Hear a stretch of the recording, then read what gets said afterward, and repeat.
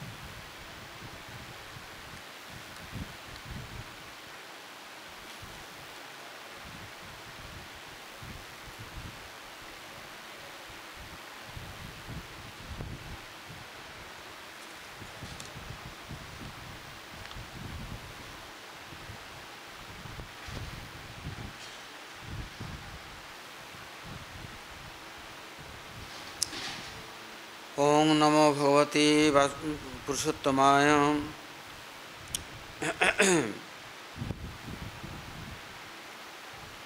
कल तक हम लोगों ने अहितु कृपा से गुरु वैष्णव की ब्रजवासियों की यह पुरुषोत्तम देव की कुछ महिमा हम लोग श्रवण कीर्तन कर रहे थे। उसमें हम लोगों ने सुना कि भगीरथ महायत्न करके प्रयत्न करके तपस्या करके भगवान के चरण दूत जल को प्राप्त किया, चरणामृत को प्राप्त किया। सब कुछ प्राप्त करने से सब में सब शक्ति नहीं रहता। यदि आशीर्वाद भी ले लेंगे तो कृपा प्राप्त कर लेंगे, किंतु उसका भी व्यवहार करना बड़ा कठिन है। भगीरथ ने महायत्न के साथ भगवान के चरण कमलों के धवन प्राप्त तो किया, किंतु बड़े यत्न के साथ उसका व्यवहार भी किया। कहते हैं उन्होंने गंगा जी को आनयन किया, किंतु साथ साथ में सब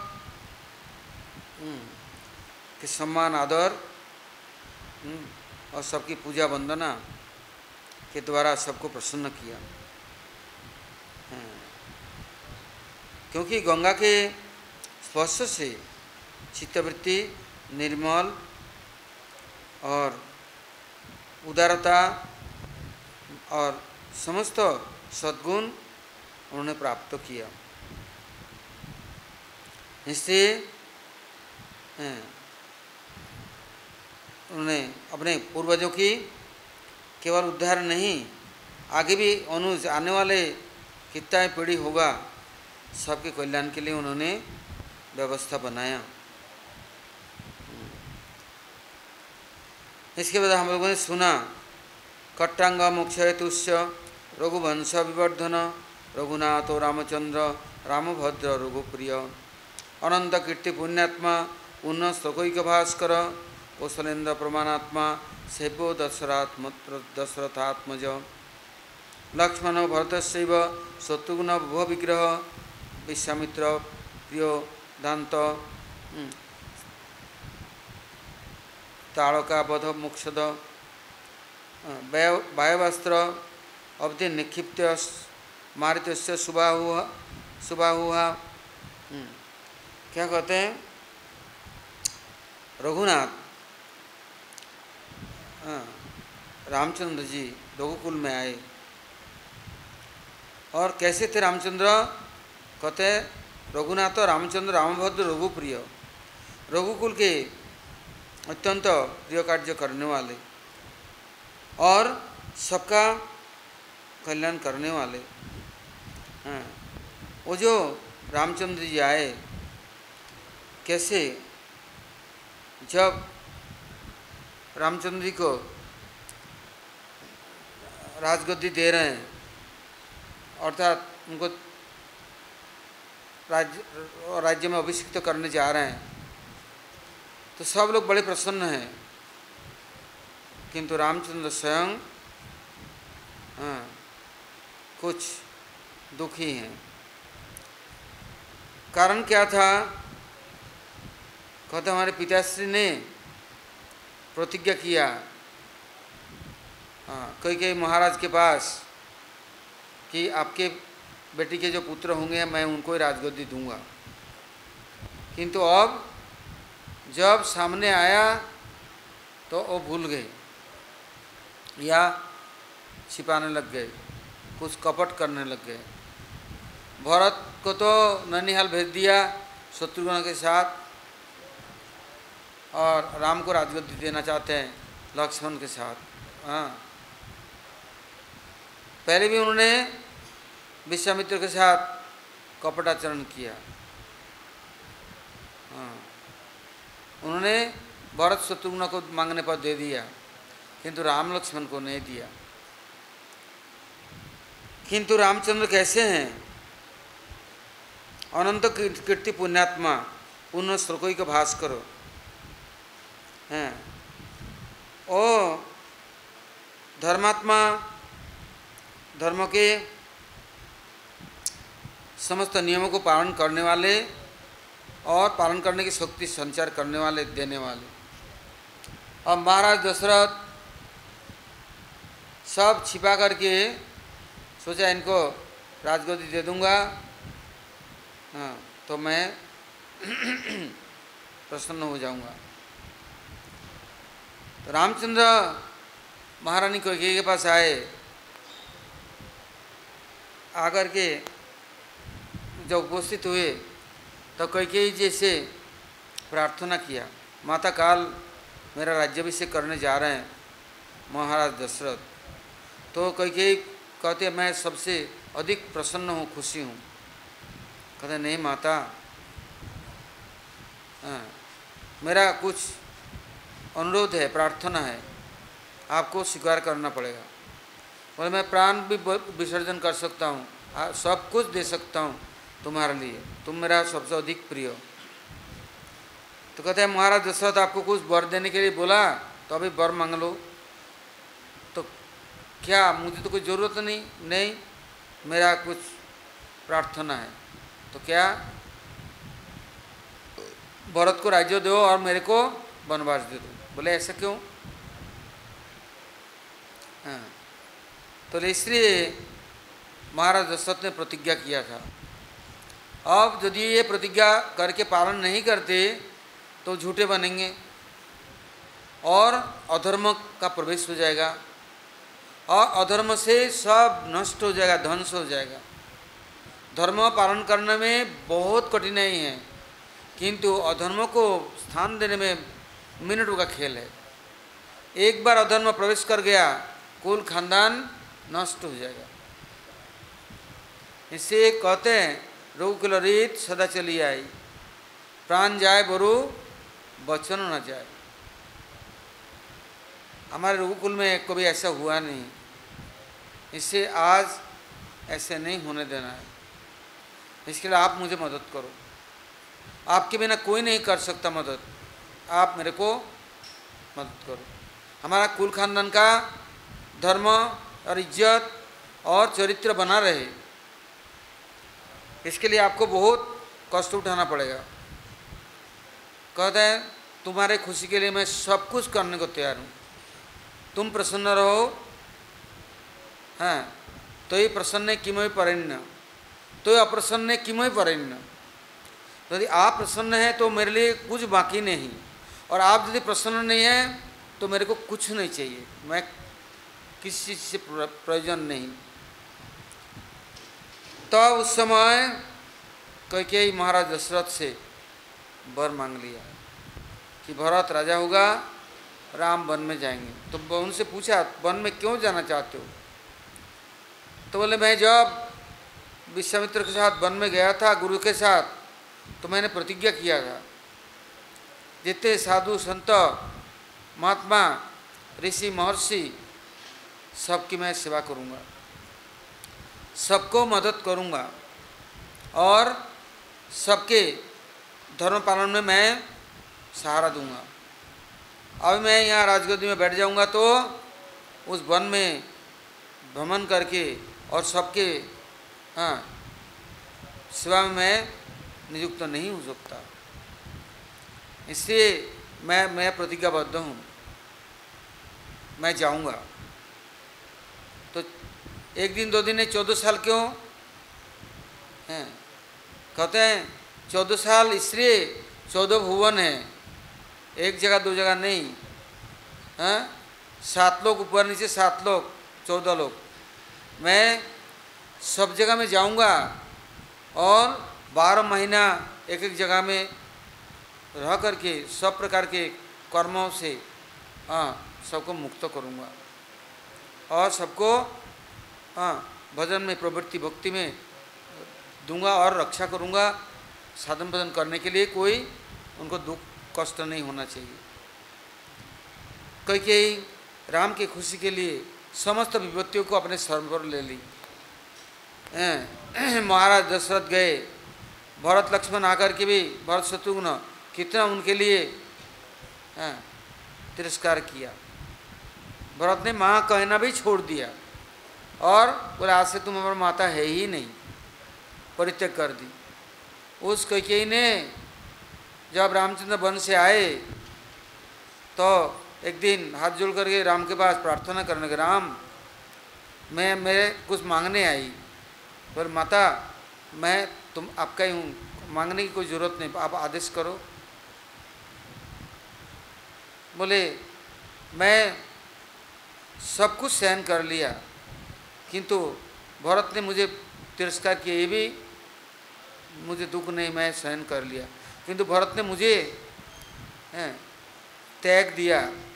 और एक बार यदि मुझे माँ कह दे तो मेरा दुख से मेरा बरी हो जाऊंगी, छुटकारा हो जाएगा। तो राम ने भरत को बुलाया और भरत आज तुम्हारे पास कुछ मेरा प्रार्थना है, कुछ मांगना है। तो प्रभु सब कुछ मांग लो, सब कुछ देने को और करने को तैयार हूँ, किंतु कैकेयी को मान नहीं कर सकता। इसके अलावा कुछ भी मांग लो। रामचंद्र बड़े दुखी हो गए, बोले मैं तो यही तो कहना चाहता था, ये नहीं संभव भरत कैसे। बोले नहीं, जो आपके प्रिय नहीं है, प्रिय कार्य नहीं करते, तो उनके साथ हमारा कोई संबंध नहीं। किंतु कैकेयी का हृदय कौन जाने, राम जानते हैं। इसे राम पहले आकर वनवास से उनका ही चरण स्पर्श की, उनके ही पास में रहे, कौशल्या के पास बाद में पहुँची, किंतु कैकेयी के बिना नहीं। तो कहते हैं अनंत कीर्ति पुण्यात्मा पुण्य श्लोकोई का भास्कर रामचंद्र जी समस्त जगत के एक सूर्य नहीं, ये सूर्य के उदित होने पर अस्त जाने पर प्रतिदिन कितने लोग पाप कार्य करते हैं, कितने अनर्थ करते हैं, कितना अपराध करते हैं, किंतु यह भास्कर कैसे, सूर्य कैसे हैं, पुण्य श्लोकोई के भास्कर रामचंद्र पुण्यात्मा धर्मात्मा, सबको धर्म में प्रतिष्ठित करने वाला, प्रवृत्ति देने वाला, सबको पुण्य कार्य में, पुनित कार्य पवित्र कार्य में सबको शक्ति संचार करने वाले। हाँ, अब कहते हैं कौशलेंद्र प्रमाणात्मा से वो दशरथात्मज। हैं, कहते हैं कौशल देश में कौशल्या के पुत्र के रूप में और आए तो चिरकाल के लिए यह प्रमाण वाक्य प्रमाण स्वरूप है। क्या? और सबकी सेवा करने के लिए, सबको मुक्त करने के लिए, सबको शुद्ध आत्मज्ञान देने के लिए आविर्भूत हुए। आए कैसे? दशरथ आत्मज, दशरथ जी के आत्मज के रूप में। हाँ, यहाँ पर कहते हैं दशरथ महाराज बहुत पुण्य कार्य किया, जप तप या यज्ञ आदि। किसी समय जब उनके पास कोई पुत्र नहीं, संतान नहीं, तो उन्होंने ऋषि महर्षि के पास प्रार्थना की। ऋषि महर्षि ने बतलाया जब तक आप वेद का प्रचार नहीं करते, अर्थात वेदों में हरि की आराधना करने के लिए यज्ञ की व्यवस्था की, तो यज्ञेश्वर हरि की आराधना आप कीजिए, किंतु वेद मंत्र से। चारों वेदों में श्रीहरि के उपासना के लिए जैसे व्यवस्था बनाया, आप चारों वेदों की आश्रय करें और उनका अनुसरण करें, उनका आदेश निर्देश पालन करें। तब दशरथ महाराज ऋक् साम यजुर अथर्व चारों वेदों को पहले अनुसरण किया। इसके बाद में वेदों के जो अंतर्निहित गुह्य अर्थात भगवान के जो प्रिय अंग हैं, चतुर्भुज हैं, उनके उपासना की शरणागत हुए। तो इसे कहते हैं लक्ष्मण भरत शत्रुघ्न भूय विग्रह। ये चारों जो चतुर्भुज हैं, ये चारों वेदों के स्वरूप हैं, एक साथ में प्रकटित हुई। क्योंकि जिस समय रामचंद्र जी मूर्त काल के लिए उनको त्याग दिया, अर्थात वनगमन किया, तो दशरथ महाराज नहीं रह सके, प्राण भी छोड़ दिया। कहते हैं विश्वामित्र प्रियो, विश्वामित्र के कैसे प्रिय कार्य किया? कहते हैं वो यज्ञ करते, यज्ञेश्वर हरि का आराधना करते, किंतु ताड़का, सुबाहु मारीच, कबंध, कितने सारे असुर राक्षस आकर के उनको परेशान करते, सब ऋषि महर्षियों को। तो जब क्रोध करते उनका तपस्या नष्ट हो जाता। इसलिए उन्होंने राम लक्ष्मण को साथ में ले ली कि तुम लोग मेरा यज्ञ की रक्षा करो और मैं अपना साधन करूँगा, अर्थात यज्ञ आदि सुस्त रूप से पालन करूँगा। कहते मारी सुबाहु आदि कितने आक्रमण किया और किंतु सबको उन्होंने हटाया। और क्या किया? कहते वृषध्वज धनुर्भंग प्राप्त सीता महोत्सव, सीतापति भृगुपति गर्भ पर्वत नाशक। जब मिथिला में गए तो धनुर्भंग करके सीता जी को प्राप्त किया, उनको स्वीकार किया।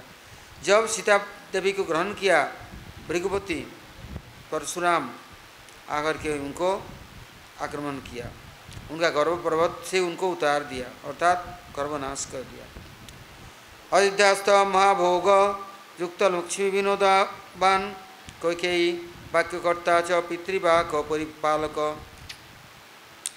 अयोध्या में आए तो अवधपुरी महालक्ष्मी हैं और समस्त भोगों से परिपूर्ण, किंतु रामचंद्र स्वयं प्रजा विनोदी अर्थात सबके लिए अपना भोगराग सब कुछ त्याग दिया। और कैकेयी देव के आदेश पालन किया, किसलिए? पिताजी सत्यव्रत से भ्रष्ट नहीं हो जाए। वैराग्य बोधक अनन्य सात्विक स्थान बोधक अहिल्या दुखारी च गुहे स्वामी स्वलक्षण। कहते कि देखो भाई, वैराग्य किसे कहते हैं? जब तक भोग में कोई लिप्त रहता है तो सात्विक स्थान को नहीं प्राप्त करता, वो राजसिक स्थान में गमन करता है। और राजसी व्यक्तियों के साथ उनका वस्तु के साथ संबंध होता है, वो दूसरे का परोपकार कैसे करेंगे? भोगी व्यक्ति कभी वैराग्य नहीं कर सकते। इसे कहते हैं विशेष रूप से अनुराग और भगवान का अनुभव यदि करना है तो सात्विक और निर्गुण बनना पड़ेगा और विषय से अलग हटना पड़ेगा। समस्त भोग्य वस्तुओं को हम ग्रहण करने से वो भोग ही हमें भोग करेगा, और भोगों से दूर हटने से और भोग हमें अपना भोग नहीं कर सकता। आज यदि भोग को ग्रहण किया वो हमें अब भोग करना शुरू कर देगा, छोड़ेगा नहीं। इससे उनको दूर हटा के रखना है, उससे दूरी बना के रहना है। अनायास ही मिलता है सब कुछ, किंतु मिलने से ही स्वीकार नहीं करना, ग्रहण नहीं करना। क्या करना है? तुरंत दान महाकल्याण, भगवान को समर्पण कर दो। हैं सर्वेश्वम गुरुवे दद्यात्, नहीं तो गुरु महाराज को दे दो, और नहीं तो सर्वम नारायणाय समर्पित, सब कुछ भगवान को समर्पण कर दो। तो रामचंद्र जब वनगमन किया तो क्या सोना चांदी हीरा जवाहरात को लेके गया? वस्त्र शस्त्र बहुत सारे या धन दौलत लेके चले गए जंगलों में? नहीं, कुछ नहीं, पादुका खड़म भी नहीं ले लिया। लोग तो कहते हैं भरत जी को रामचंद्र ने खड़म दे दिया, खड़म पहन में वन में गए क्या? वो भरत ही पादुका लेकर के गए थे कि उनको पहना करके मैं लेके आऊँगा। तो कहते भरत तुमने पादुका ले आया ना, तो लो ये पादुका तुम लेके जाओ, ये मेरे को नहीं चाहिए। कोई भी कुछ दे दे तो ग्रहण कर लो। हमारे परम गुरु जी महाराज के समय कोई ब्रह्मचर्य में प्रचार में जाऊंगा तो गुरुदेव, तो बाहर में चलना बड़ा कठिन है, खेत खलिहान में, ट्रेन में, बस में, बहुत जगह जगह जाना पड़ता है। तो कोई यहाँ तो कोई ज़रूरत नहीं, धाम में एक चप्पल जूता कुछ दे दो, चप्पल दे दो, हम पहन के जाएंगे। तो परम गुरु महाराज बोले ठीक है, ये जाएगा प्रचार में ये लोग, तो इन लोगों को 4 आने का चप्पल ला के दो। बोले गुरुदेव 4 आने का चप्पल 4 दिन चलेगा, टूट जाएगा। बोले फिर क्या करना है? 1 रुपया दे दो। 1 रुपये का चप्पल लाएंगे तो कम से कम 5 साल का गारंटी है, और टूटेगा तो नया मिलेगा। परम गुरु महाराज बोलते नहीं, 4 आने का नहीं, अब 2 आने का ले लो, 1 आने का लो, नहीं लेना है। बोले क्यों? बोले 10 बार टूटेगा तो 10 बार दूंगा, किंतु 1 रुपये का पहनोगे तो तुम कभी नीचे नहीं और नजर आएगा, और बढ़ते ही चले जाओगे, भोगों में ही प्रवेश करोगे। 1 आने में रहेगा तो तुम्हारा नजर यहाँ तक ही सीमित रहेगा। खाना खाना है तो ओ गेहूँ का 1 किलो गेहूँ का आटा कोई खा नहीं सकता सारा दिन में, चलो मैंने खा भी ले हैं। किंतु एक व्यक्ति का पेट भरने के लिए कितना कमाता है, हैं? 1 किलो आटे में नमक में और सब्जी में कितना जाएगा, हैं? किंतु नहीं, संतोष नहीं। तो जो भोग को स्वीकार करेगा वो भोग ही उनको भोग करेगा। इससे त्याग और वैराग्य में हैं भोग नहीं है, उसमें शक्ति है, हैं। इससे कहते वैराग्य बोधक अनन्य सात्विक स्थान बोधक। कहते हैं अहिल्या देवी समझ नहीं पाई, पति नहीं, पति का वेश बनाकर कोई आ गया और उनको स्वीकार कर ली, तो परिणाम क्या हुआ? पाषाणी पत्थर बन गई। रामचंद्र जी जाकर के उनको उद्धार किया, और क्या किया? सावधान कर दिया, कोई भी आएगा तो अब किसी को स्थान नहीं देना, स्पर्श नहीं करना। हाँ,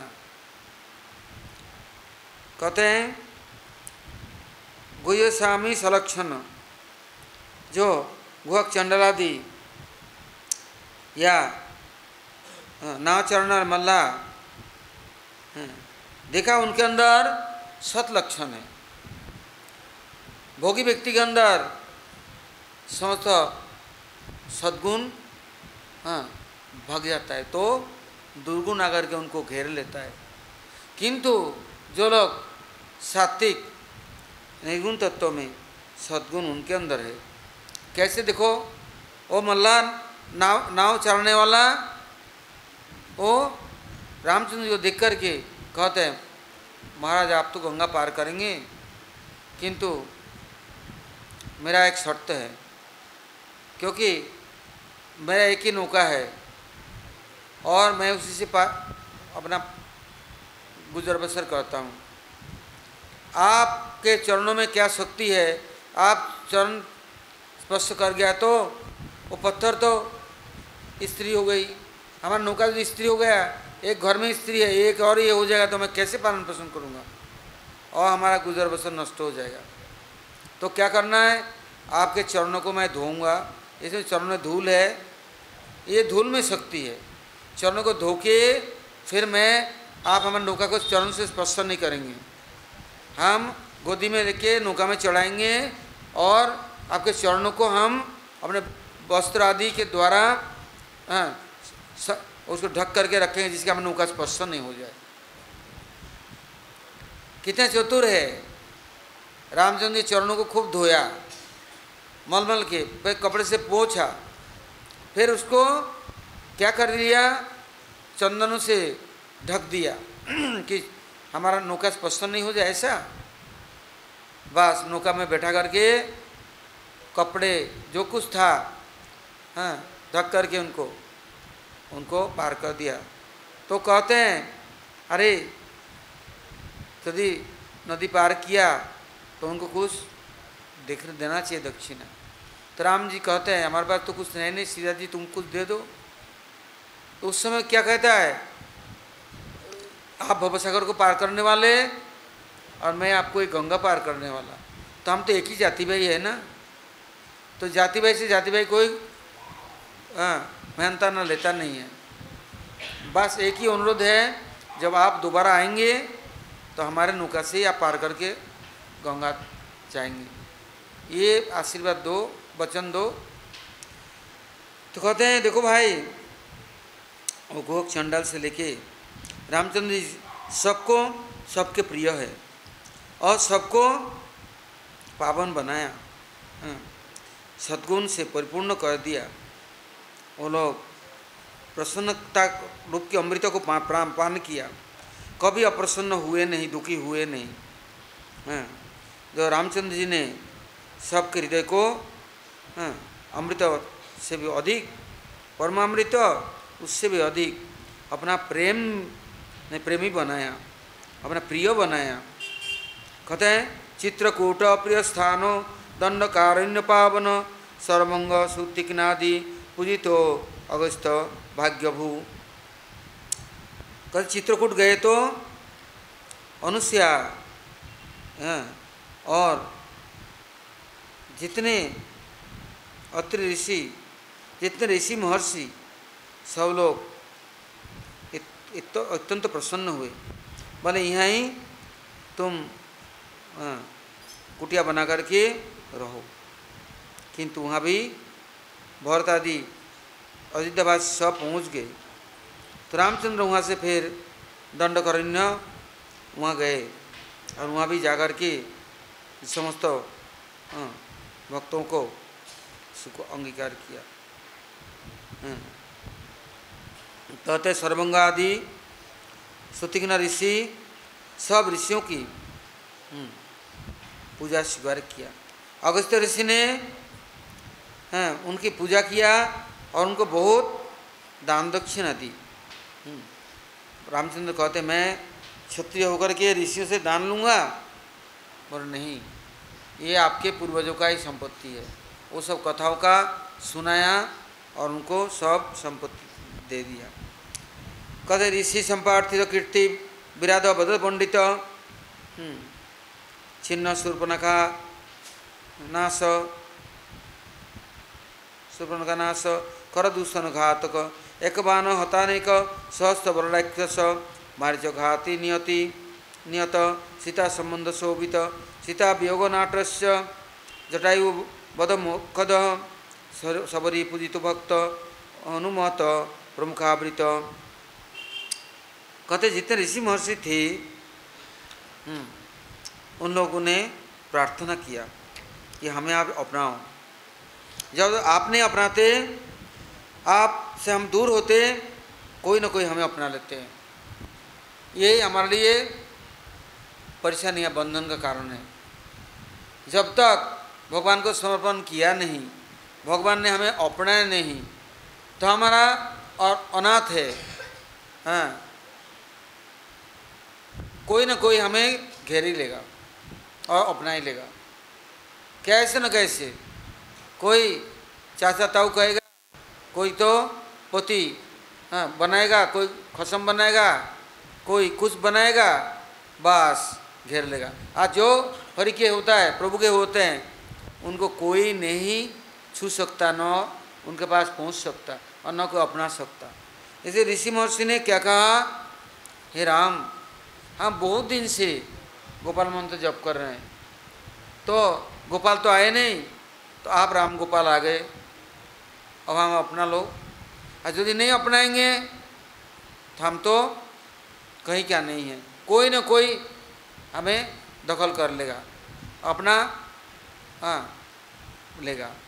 इससे आप कृपा करके अपना लो, स्वीकार करो। रामचंद्र बड़े असमंजस में पड़े, क्या करे। फिर ने कहा ठीक है, अभी नहीं, आप लोग जाकर के द्वापर युग में ब्रज में जन्म ग्रहण करो, तो मैं आपको अपना लूँगा।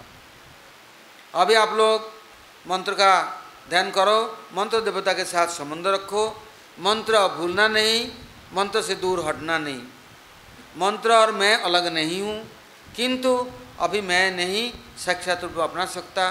मंत्र का सहारा लो। मंत्र तो साक्षात भगवत प्रणीतम। मंत्र और मंत्र देवता अलग नहीं, इसे मंत्र का आश्रय लेना और भगवान का आश्रय लेना एक ही बात है। रामचंद्र जी ने बतलाया, अभी मंत्र का जप ध्यान और स्मरण करो। और कैसे करें, ये विराट आदि इतना राक्षस है आकर के इतना परेशान करते हैं, हम मंत्र करना तो भूल जाते हैं, हमें आकर के कभी बोलते खून दो, हमारे महाराज ने बोला खून के घड़ा भर के दो, नहीं तो कर दो, नहीं तो हमें हमारा शरीर दो, हम इसको खाएंगे, हम भूखे हैं, और सब समय उत्पात करते हैं। तो हम कैसे मंत्र को जप करें और उनके पास रहे। तब रामचंद्र जी ने कहा जब तक आप मुझे ध्यान नहीं किया, याद नहीं किया, तब तक आप बेसारा के साथ थे और मैं आपके साथ हूँ। मंत्र जप करने से नहीं, मंत्र देवता को ध्यान करके हृदय में धारण करना है, तो कोई भी स्पर्श नहीं कर सकता। केवल खाली पीली मंत्र करने से नहीं होगा, मंत्र के साथ मंत्र देवता का संबंध होना चाहिए, तब तो कभी भी दुख नहीं और न कोई कष्ट है। तो इससे कहा ऋषियों ने जितना प्रार्थना किया रामचंद्र जी ने स्वीकार किया। विराट को भी शूर्पणखा, खरदूषण और जितना असुर दानव थे, राक्षस थे, सहस्र बल राक्षस, सबको मारीच आदि सबको हटाया। कहते हैं सीता देवी के साथ रामचंद्र जी थे, किंतु सीता देवी जबकि रामचंद्र से कभी दूर नहीं हो सकते, किंतु क्या किया, ओ राक्षस कुल में रावण के कुल खानदान में उनके जो छाया शक्ति, जो दुर्गा देवी, पार्वती या लंकेश्वरी, लंकिनी के रूप में रावण ने उनको क्या कर दिया, पूरा लंका का वो देखभाल करने के लिए पहरेदार बना के रख दिया। और वो स्वयं पार्वती देवी ने श्रीलंका को बनवाया था, रावण ने छल करके ले भी लिया और लेके उनको दरवाजा के द्वारपाल बना दिया। बोले यहीं रहोगे, कभी नहीं जाओगे। यज्ञ करने के लिए बुलाया पुरोहित को, यज्ञ करके दक्षिणा मांगा, दो दक्षिणा दो। तो शिव जी बोले मेरे पास कुछ नहीं, पार्वती बोले मेरे पास कुछ नहीं, क्या दूं? तो बोले कुछ नहीं है तो दक्षिणा नहीं दो तो तुम्हारा यज्ञ नहीं फलीभूत होगा और न तुम प्रवेश कर सकते। शिव जी बोले ये श्रीलंका तू ही ले ले। बोले ले ठीक है, बहुत खुश हो गया। किंतु कैसे चालाक है, बोले लंका छोड़ के जाओगे नहीं, नहीं तो मेरे ऊपर बहुत भारी पड़ेगा। क्यों? बनाया आपने। अब दरवाजे के बाहर में गेट कीपर, पहरादार संतरी के रूप में पार्वती को रख दिया और शिव जी को बोला ये दिन में पहरा देंगे, तुम रात को पहरा दोगे, पूरा लंका का चारों तरफ कोई नहीं प्रवेश कर सके। इससे पार्वती जी को बोला शिव जी ने, अब देख ले क्या हुआ, अब देख बनाएंगे ना घर मकान। हाँ हम कहाँ रह रहे हैं, चौड़े में खुशी नहीं, मेरे को तो चाहिए विश्वकर्मा से बनवा ली। अब बनवा लिया तो देख ले कैसा मजाल है। अब चिरकाल के लिए तू बन गई संतरी दिन का, मैं बन गया रात का और न निकल सकते, वचन से आबद्ध है। उस समय कहा मेरा उद्धार कैसे होगा, छुटकारा? तो बोले तुम्हारा जो अंशिनी अर्थात स्वयं महालक्ष्मी आएंगे और वही तुम्हें उद्धार करेंगे, उनके सेवक लोग ही तुम्हें सहारा देंगे। तब सीता जी उस लंकिनी अर्थात छाया शक्ति पार्वती को उद्धार करने के लिए, छुटकारा दिलाने के लिए जा कर के अशोक वाटिका में सालों रहे। हनुमान जी को बुला लिया, और राम जी को बुलाया, सबको बुला करके हनुमान जी ने सबसे पहले प्रवेश करते समय ही उनको छुटकारा कर दी, जा चले जाओ। क्योंकि राम में जितना शक्ति है और सेवक में उससे अधिक शक्ति है, तभी तो सेवक बने। सीता माता पहले आके बैठी है। हनुमान जी कहते अच्छा, हाँ ले उद्धार कर दी। फिर शिव जी रहे, अब शिव जी को कैसे करे? रावण कहता है आप पहरा देना, हाँ, और हमारा रक्षा करना। बट ठीक है, पहरा दूंगा। जब राम जी आए, हाँ, और हनुमान जी आए, सब सेनाएं आए, तब शिव जी को कहा क्या सब रात पहरा देते हैं, किंतु जिस दिन शिवरात्रि है वो दिन किसी का नहीं है, वो आपका अपनी रात्रि है। ये रात्रि सारा आपके पास आता है, तो आप उस दिन कुछ नहीं बोलेंगे किसी को, ये इनके पहरादार नहीं देंगे। उस दिन आपको मैं मुक्त कर दूंगा।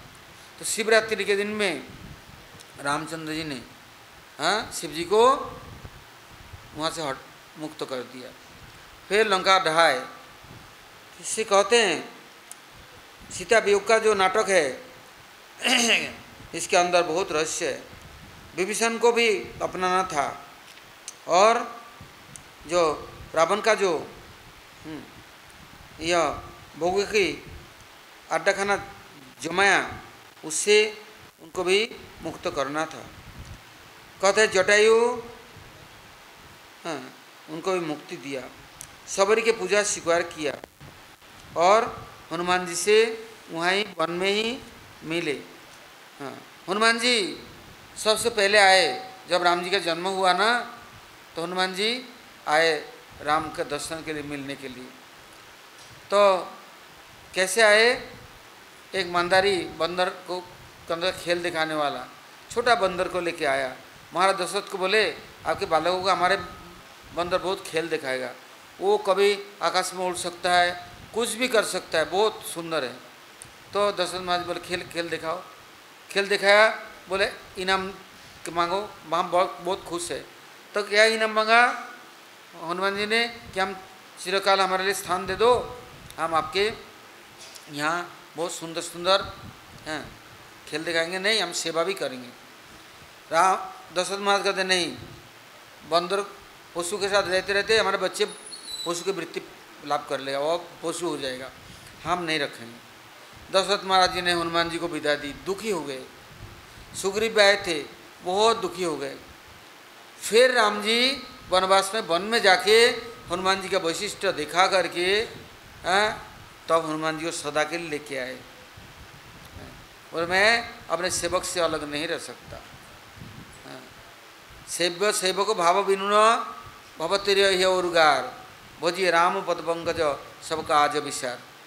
कहते हैं देखो भाई, सेव्य और सेवक का भाव है, ये कभी नहीं मिट सकता, न दूर हो सकता। सेवक दूर नहीं जा सकता सेव्य से, और सेवक कभी नहीं बोलता मैं सेव्य हो जाऊंगा, यह चिरकाल रहेगा। तो हनुमान जी से राम जी मिले, इसलिए चिरकाल रामचंद्र जी को हनुमान जी कभी कंधे में उठा के लेके चलते हैं, तो कभी पाद सम्मान करते हैं, कभी उनको चामड़ ढुलाते हैं अपने पूछों से। सब समय राम के सेवा में वो अपने को नियुक्त करके रखा है। कभी एक मुहूर्त काल के लिए दूर नहीं हटते। कभी जब अयोध्या है राम जी, तो लक्ष्मण भरत शत्रुघ्न सीता इन लोगों ने सेवा बांट ली। बोले अब हनुमान तुम्हारा कोई काम नहीं, तुम जाओ, जंगल का बंदर जंगल में जाओ। हनुमान जी कुछ सेवा नहीं है, बोले जाओ तुम्हारा सेवा है। जब राम जी जम्बाई लेंगे ना तब चुटकी बजाना। अब क्या हुआ, निकाल दिया। वो बाहर दुखी होकर गए, रोते पिटते, वो राजमहल से बाहर, उनको आने नहीं दे रहे, सेवा नहीं है। रात का सेवा सीता जी ने ली, दिन की सेवा तीन भाई ने ले ली। अब क्या करें? अब हनुमान जी क्या जाने राम कब जम्बाई लेंगे, कब चुटकी बजाएंगे। तो वहाँ बैठ कर राम राम कर रहे हैं, चुटकी बजाना है। और रामचंद्र जी के जम्बाई बंदे ही नहीं हुए, बीमार हो गए। अब गुरु वशिष्ठ जी को बुलाया, वशिष्ठ को पूछा राम जी बड़ा अस्वस्थ हो गए, जम्बाई ले रहे, बंद ही नहीं हो रहे, न सो रहे, न खा रहे, न पी रहे, न किसी बोल रहे हैं, न राजसभा में जा रहा है। तो उन्हें पूछा हनुमान कहाँ है? बोले क्यों? बोले उनका प्रिय सेवक, उनके बिना राम दुखी हैं, मैं देख करके मैं समझता हूँ। तो हमने 3 की सेवा ले ली, रात की सेवा सीता माता का है। बोला अच्छा, तो हनुमान जी को सदा के लिए निकाल दिया? बोले नहीं, उनका कोई सेवा नहीं है। बोले बुलाओ हनुमान को, राम एक मुहूर्त नहीं रह सकते उनके बिना, वो भी नहीं रह सकते। तब कहा सेव्य सेवको भाव बिनु न भवतरीय उर्गार, भजिए राम पद पंकज सब काज विसार। सेवक सेवक के बिना नहीं रह सकता, न सेव्य सेवक के बिना रह सकता। दोनों में अच्छे संबंध है। जब हनुमान जी जाकर वशिष्ठ देख रहे हैं, वो राम राम कर रहे हैं, रो रहे हैं और छटपटा रहे हैं और चुटकी बजा रहे हैं। हनुमान जी को लाया तो राम का जम्बाई खत्म है। तो बोले ठीक है, आप लोग सेवक हैं तो इनको कुछ तो सेवा दे दो, गुरुजी कहते हैं। तो हनुमान जी को बोला क्या सेवा चाहिए? बोले ठीक है, मैंने गलती करा, खाली राम की सेवा मैंने मांगा, मैंने भरत लक्ष्मण शत्रुघ्न सीता माता का सेवा नहीं मांगा, ये मेरी गलती हो गया, इससे सब ने मेरे को फटकार दी, दुत्कार दी। ठीक है, आज से मैं कृपा मांगता हूँ, मैं सबकी सेवा करूँगा, सब मुझे स्वीकार कर लो। अब कैसे त्याग देगा भाई? राम का सेवक को कोई हटा सकता है, किंतु लक्ष्मण का, भरत का, शत्रुघ्न का, सीता का सेवक होगा तो कौन किसको हटाएगा? यही समस्या होता है। मैं तो गुरु का सेवक हूँ किंतु और किसी को नहीं जानता, तो उस समय विपद है। गुरु के प्रिय और भी तो हैं, मैं किसी को नहीं जानता, गुरु मेरा, मैं गुरु का चेला, और गुरु गुड़ मैं चीला, ऐसे काम नहीं होता। गुरु के प्रियों को सम्मान नहीं देने से, आदर नहीं देने से भी मुश्किल है। हनुमान जी ने ऐसा नहीं सोचा कभी, किंतु अब उन्होंने सेवा मांग ली।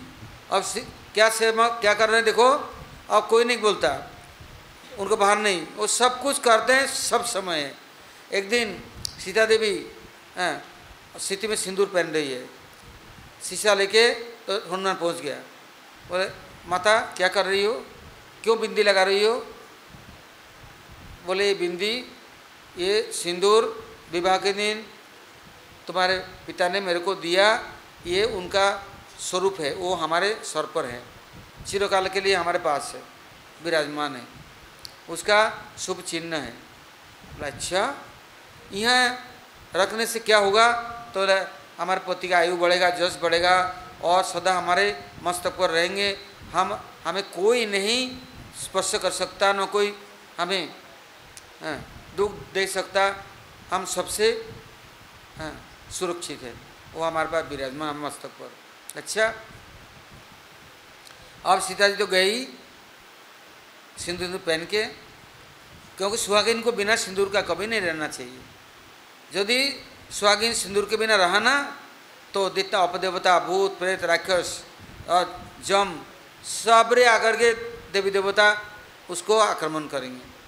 वो तो छोड़ो, सुहागिन को दूसरे पुरुष भी नहीं देखता, नजर नहीं डालता, कलियुग है, और नहीं तो परपुरुष उसको जीने नहीं देंगे कोई, उनका चरित्र को नष्ट कर देंगे।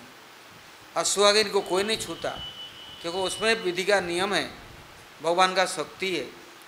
तो ओ हनुमान जी क्या किया, जब सीता जी गई, सारे रोलियों को लेके पूरे शरीर में मल लिया और लाल टकटक हो गया, और जाकर के राम दरबार में राम के चरणों में स्पर्श कर दंडवत कर वहाँ बैठ गए। बोले ये क्या है, ये कौन सा रूप बना है, ये कैसे बन गया आज? तो बोले प्रभु मैंने चोला पहन ली। बोले काय की चोला पहना? बोले सीता जी माता हमारे हैं, वो केवल ललाट में बिंदी लगाती है, सीटी में सिंदूर लगाती है, मस्तक को धारण करती है, और आपका आयु जस बढ़ता है और सुरक्षा होता है।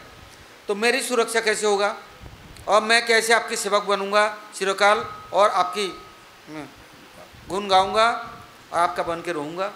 इससे मैंने सारा शरीर में बन लिया, एक जगह तो आपकी होए और जगह दूसरी की होए ना, मेरा ऊपर नीचे सभी आपका है, सब आपका समर्पण है। इससे हनुमान चिरकाल राम का है, वह बाल ब्रह्मचारी है। उनको कोई घर के अंदर में मत ले जाया करो। घर के अंदर में हनुमान जी को रख दिया ना, हनुमान कहेंगे अच्छा कब्जा कर रहा है, कैद कर रहा है मुझे, मैं चौड़ों में रहने वाला, जंगलों में हैं। इससे हनुमान जी का मंदिर अलग ही होता है, हैं? किसी के चार दीवारी के अंदर में नहीं। वो ब्रह्मचारी है, शिव स्वरूप है, कल्याण स्वरूप स्थान है। इसलिए उनको चोला पहना कि नहीं, बस राम जी का बन गया, हनुमान का दास समदस बन गया। इससे राम जी ने कितना कृपा किया, ये सब वर्णन है। अब हम लोग काल सुनेंगे आगे का। गौत प्रमानंदी।